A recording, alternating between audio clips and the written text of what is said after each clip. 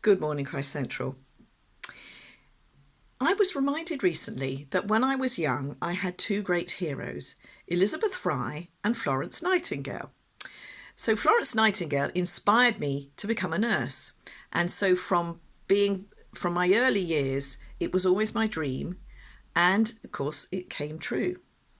Well, in more recent years, I've had other heroes, and I'd like to just show you a picture of some of my modern heroes.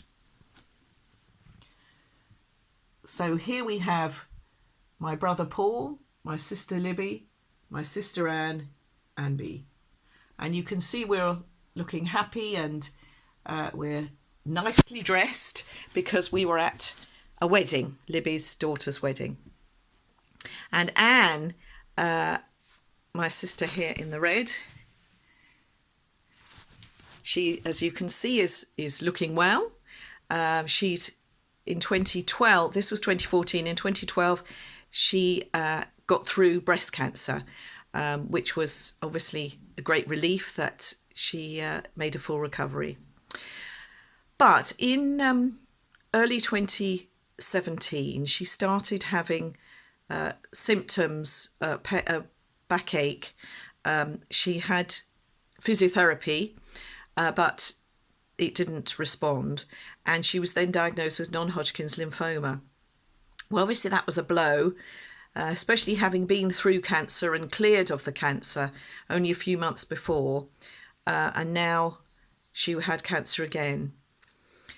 And it was a hard time for us as a family accepting this, but Anne stayed strong, and she and Peter were moving up to Leeds, where he was going to become a Baptist minister, having worked at Spurgeon's College for some years.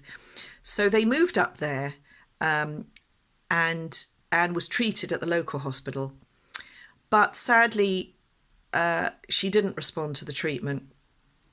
And although it was tough, she still kept declaring that she knew God was in control. And Easter 2018, she actually shared a testimony in which she spoke about the resurrection and knowing that Jesus was with her. And then towards the end, she was admitted to a hospice. And while she was in that hospice, she wanted to witness to the nurses. And our niece told us how she had a cross, a wooden cross that you hold. And she would often be holding this cross. And when someone came into the room, if they didn't ask about it, she would say, you're probably wondering why I'm holding this cross. Well, it's because I believe in Jesus. He's the way, the truth, and the life.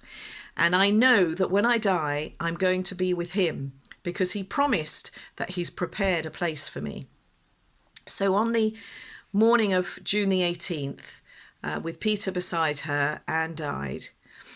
Obviously, this brought a lot of pain to her friends and family, but we were able to rejoice in two services.